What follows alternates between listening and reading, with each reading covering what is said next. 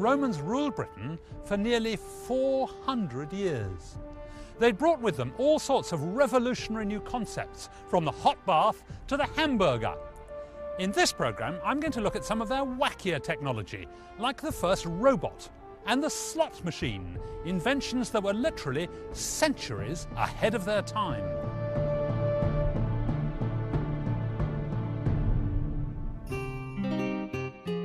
As the Romans changed the landscape and culture of Britain, the people had to accept a new style of government.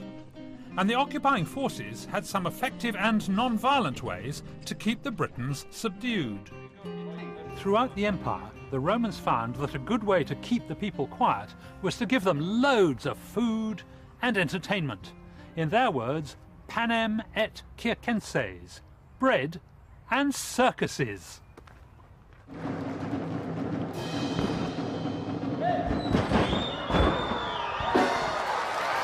The Latin word circus actually means a racetrack for horses. But what we see in a modern big top would have been familiar to citizens of the Roman Empire. And they had ample opportunity for entertainment, especially those living in Rome. In the mid-4th century, an incredible 175 days every year were public holidays. So what on earth did the average Roman do? Well, one way they filled in their time was by going to the well-organised and free entertainments.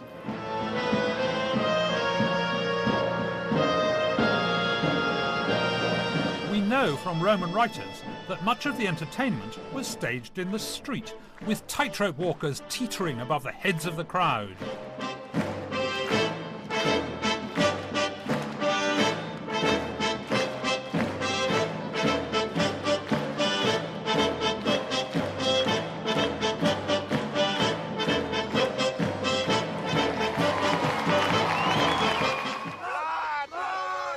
The Romans considered all entertainment civilizing, even violent displays. So every Roman city had an amphitheatre.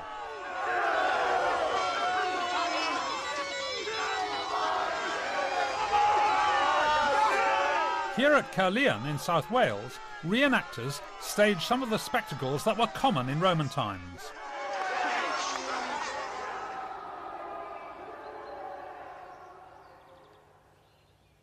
Today, only the stone foundations of the amphitheatre survive. These would have supported rows of wooden seats. The oval central area was covered with sand, harina in Latin, from which we get our word arena. Most of the year, this amphitheatre was used for training soldiers, but on public holidays it was transformed into a theatre.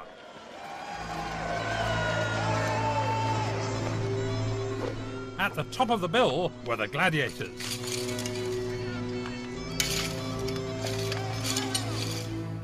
In the violent world of gladiators, religion was very important, and the Romans worshipped many gods. Before he went out to meet his fate, each gladiator would have come into a little room like this to pay his respects to a shrine. This one was to Nemesis, the goddess of fate and divine retribution. One of the rituals of Roman worship was cleansing. Amazingly, there's evidence in the texts for a coin-operated water dispenser. It could have been the world's first slot machine. Just look at this. With the top off, you can see how it works. The coin runs down the chute, drops onto the pan, and its weight tilts the lever and lifts the flap to dispense the holy water.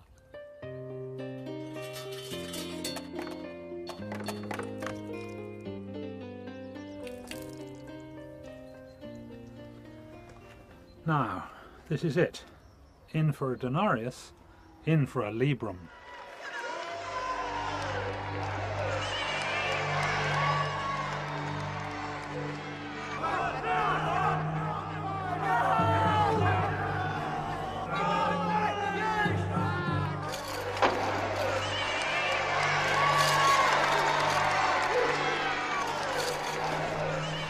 Out here in the arena, the gladiator would have had to be ready to meet his foe.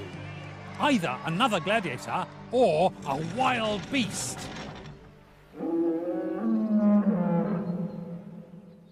The Romans really did have loads of these automata.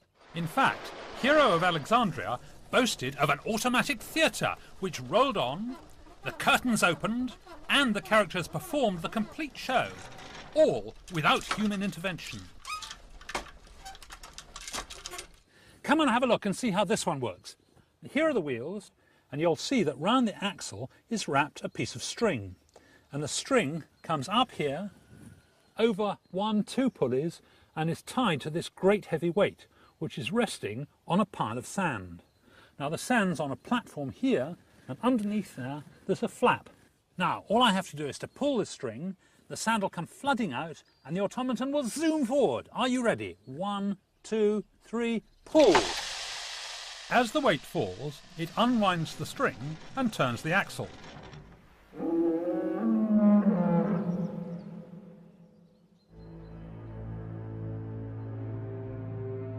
By the end of the 3rd century, the Roman Empire was coming under attack. To help defend it, troops were withdrawn from Britain, which left the country vulnerable to invasion from a new foe, the Saxons. The Saxons came in boats like these, lots of oars, and look, a flat bottom, no keel, so they could sneak up the rivers and estuaries and attack far inland where there were no defences. The Roman response was to construct the first ever consolidated defence network, a chain of forts around Britain's southeast corner. The chain stretched from East Anglia to the Solent, and because of the chief enemy, they became known as the Saxon shore forts. Just across the water from Portsmouth, this is one of the best preserved of the Saxon shore forts, at Porchester. This would have provided a safe anchorage for the Roman fleet, a base for the troops, and a wonderful lookout post to watch for invaders. Of course, it would have looked very different in Roman times. For a start, the church wouldn't have been there. For another thing, they laid it out in their standard pattern for an army camp. So there would have been a road up there where it still is, and another one running from side to side the other way. All the buildings were wooden, laid out in a grid pattern between the roads, with the barracks and the bathhouse and all that sort of thing. The buildings have long gone, but the walls are still there. Indeed, they were used for more than 1,000 years after the Romans left, which is an incredible tribute, both to the skill of the Roman engineers and to the material they used, concrete. Concrete underpinned the architectural achievements of the Roman Empire. They used it to build many of their most lasting public buildings, from aqueducts to the Colosseum. Someone who's spent a long time studying Roman concrete is Tony Rook. Now, Tony, you reckon all this stuff is Roman? This is Roman up to about here somewhere. And then above that, it's all bodged and patched, and all sorts of things have happened to it over the years. Right, but these bottom bits definitely Roman. Bottom bits are definitely Roman. So where did they get all the chalk and the flint from? Well, luckily, of course, they use local material. Luckily, just across the way here, just across the other side of the other side of the water, we actually have, you can still see across there, a great big chalk pit. Yes. And the flints occur actually in the chalk, inlined in the chalk. The flints are like bricks held together by lime mortar. Together they form a type of concrete which sets very slowly. This type of material was used for most of the Romans' defensive walls. Now, Tony, you ready to go? Yep. Right, so how did they make the walls here? Well, they started off with the chalk, the local limestone. Right? Okay. If you take that and you heat it in the kilns and it's red hot, Yeah. it loses a lot of weight, Yes. and it becomes what's called quicklime. Okay. It's called quick because it's very reactive. Okay, so what does that look like? Well, it looks exactly the same. But Right. we've got the specimen here which has been crushed, Okay. and if we take that and we add water to it, you'll see what happens. Okay, so it's one shovelful. Well, let's put a couple of Okay, shovels. you're Let's on. be Okay, generous. how much water? Oh, enough to make it just look wet at the Okay. moment.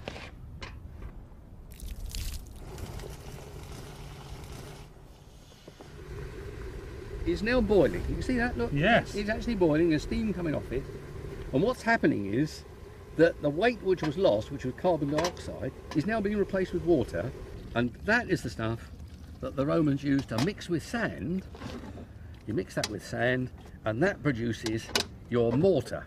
Right, so this is now slaked lime. That's now slaked lime, hydrated lime. It's now a lime mortar. It's a bit wet, actually, isn't it? What they used to do was take one part of that right to 3 parts of sand. So if I take 3, so that would make the sort of mortar they've used here. The sort of mortar. And shall I start mixing it? Oh yes, please do. Yeah. Okay. So lime mortar was widely used with flint or other rocks, but the Romans came up with another ingredient that turned it into quick-setting concrete. What the Romans discovered was that they had a volcanic ash, which came from Puteoli, right, which is north of Naples. Yep. There are other places it comes from, and that's some of the stuff. This stuff. There. Yes. Then you get a mixture which will set all by itself, and it'll even set underwater. In fact, water is a vital part of the chemical reaction which turns this into a solid. So we're going to fill this mould you've made. Yeah, we haven't got enough there to fill it up, but we can start. For a start, there you are. And then we can make a triumphal arch. We hope. Yeah. So, by adding volcanic ash, the Romans had hit upon the secret of fast-setting concrete, which, like its modern equivalent, also sets underwater. One of the reasons why Roman buildings have lasted so long is that the Romans were brilliant structural engineers, and one of the great structures that they almost certainly brought to Britain was the arch. Just look at this one here. Up at the top, there are 7 stones there, just hanging in space. The only reason they don't fall down is that each one is shaped like a wedge, wider at the top than the bottom, and it can't fall through its hole. This is a later arch, but constructed the same way. Earlier, the Greeks spanned spaces with flat beams or lintels. The problem with lintels is that they aren't very strong. Using an arch like this automatically spreads the load from the centre to the walls, and that means that the arch is inherently stronger. The Romans used arches to great effect in many of their buildings.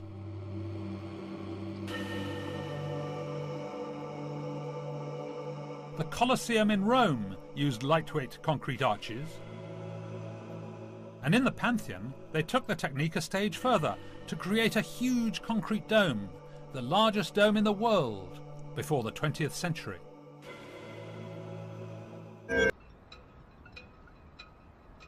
Porchester and the other Saxon shore forts laid the foundations for nearly 100 years of peace in Britain. But the restlessness across the Channel began to stretch the resources of the Roman army.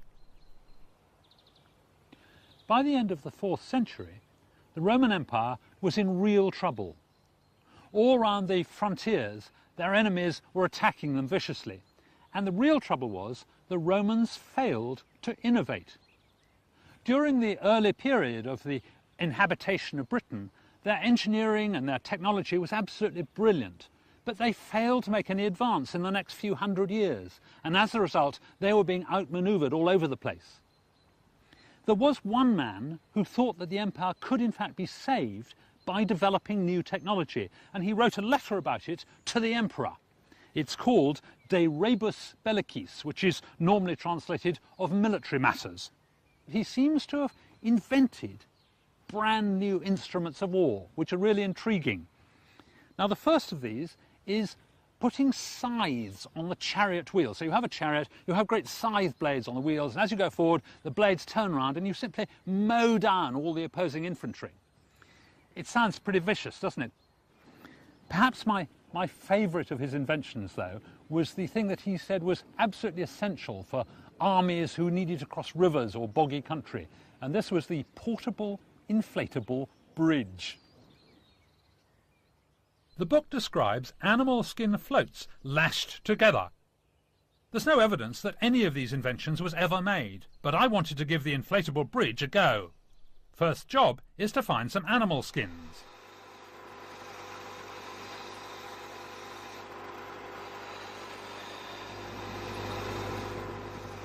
In East Anglia, David Marshall makes bagpipes in the traditional way, using airtight animal skin bags. He starts with Nigerian goat skins, which are a byproduct of their meat industry. He and his wife Valerie block up all the holes in the skin.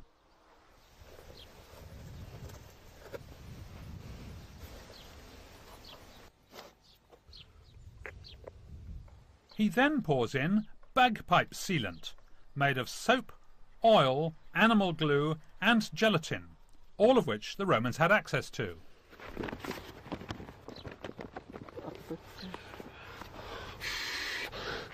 Inflating the bag forces the sealant into all the tiny holes and blocks them, making a leather float perfect for building an inflatable bridge. The only problem is that it's going to take a lot of goats to get across a small river.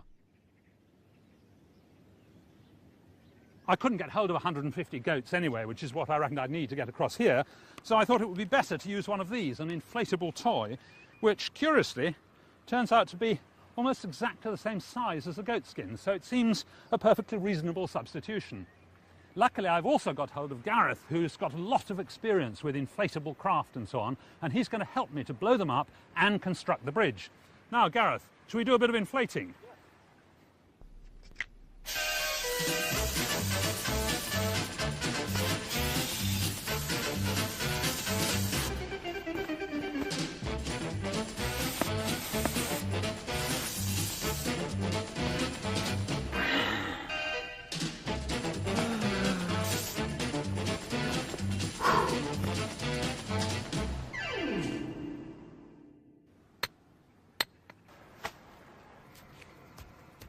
The man in the book specified that he held his animal skins together with hooks and eyes like this, and that both held them rigid and also stopped them rotating. Well, I agree that that's a very sensible way to do it, but I reckon that the modern equivalent of the hook and eye is gaffer tape.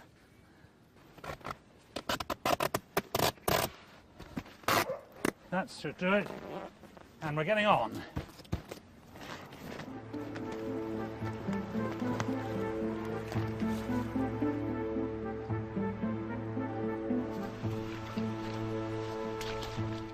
In the book, he recommends covering the bridge with a layer of goatskin mat, basically because otherwise it would be very slippery. And this wet plastic is going to be pretty slippery. Also, I want to be quite sure I'm spreading the load. So I'm going to put some carpets down, and then I should be able to cross.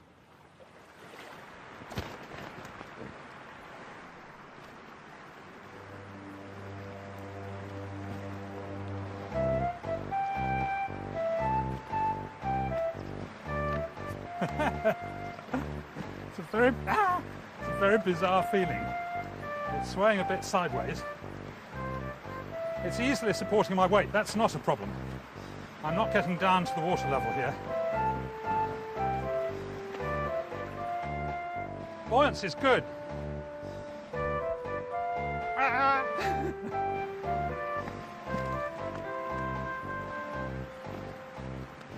I find it hard to imagine the entire Roman army marching across here with loaded packs.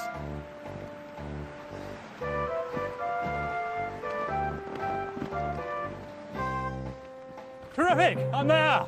An inflatable bridge. We've crossed the raging torrent. Clearly it's possible, although whether it really would have been useful for an army, well, I'll leave that to the experts to decide. The Romans may never have made an inflatable bridge, but the idea does seem to have been sound. In fact, so sound, we have reinvented something similar, which is in use today.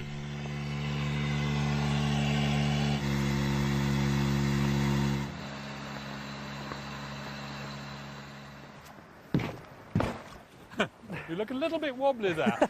Tell me, what are these things used for? Well, they're used by the emergency services for rescuing people who have fallen through frozen ponds, like this one would be in the winter. Right, but not by the army? Not at the moment, no. They are looking at it, but it's only used by fire brigades at the moment. Right. So did you know that this was a Roman invention? No, we didn't actually. No, it was quite a surprise to us when we learnt that they were using this kind of concept then. So now you can go back to this one? No, I don't think so. I think we'll stick with what we got there. Anyway, it's wonderful. This is something else we have to thank the Romans for. Cheers. Cheers.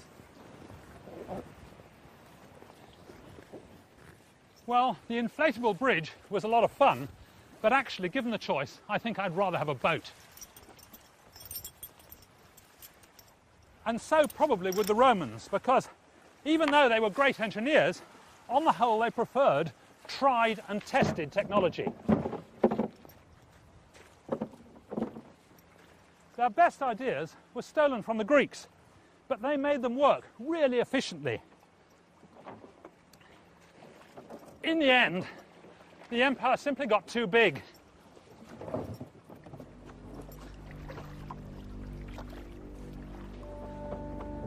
The empire was simply unable to adapt to the changing circumstances, especially when the enemies were battering at their gates.